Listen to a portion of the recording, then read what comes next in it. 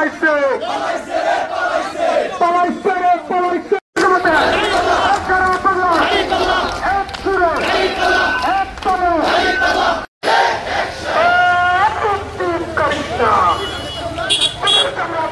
আজকে আমরা এমন একটি মুহূর্তে এখানে সমবেত হয়েছি যখন 2024-এর জুলাই আন্দোলনে দেবিদ্বারের শহীদ রুবেল থেকে শুরু করে শহীদ সাব্বির সামাদ সহ 12 জন শহীদ এই দেবিদ্বারে জীবন দিয়েছেন। আমরা আজকের এই সমাবেশের শুরুতে আমাদের সেই বীর সন্তান শহীদদেরকে শ্রদ্ধা ভরে স্মরণ করছি। সংগ্রামী উপস্থিতি, আজকে আবু সাইদ মুগ্ধদের রক্তের বিনিময়ে আমরা যে বাংলাদেশ পেয়েছি জুলাই অভ্যুত্থানের মাধ্যমে, এটা কোন দল বা গোষ্ঠীর একক অধিকার নয়।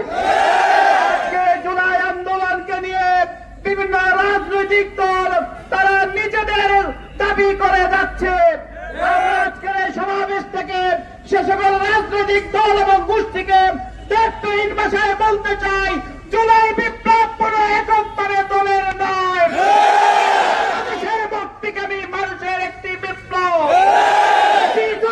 সরকারের কবল থেকে এদেশের মানুষ মুক্তি পাওয়ার জন্য ব্যাকুল হয়ে পড়েছিল, সেই মুক্তিকামী মানুষের দিন হচ্ছে জুলাই বিপ্লব।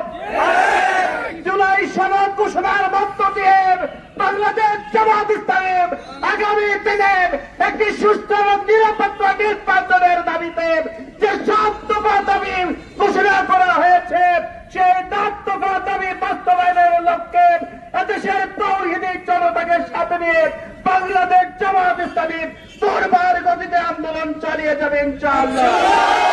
আমরা অন্তর্বর্তীকালীন সরকারের কাছে স্পষ্টভাবে বলতে চাই, আমাদের প্রবাসীদের ভোটার নিশ্চিত করতে হবে, এর পদ্ধতিতে আগামী নির্বাচন দিতে হবে, সাহিত্যের বিচার করতে হবে, হাসিনার বিচার করতে হবে। আগামী দিনের বাংলাদেশ হবে ন্যায় এবং ইনসাফ ভিত্তিক দাঁড়িপাল্লার বাংলাদেশ। আগামী দিনের বাংলাদেশ হবে একটি সোনার বাংলাদেশ।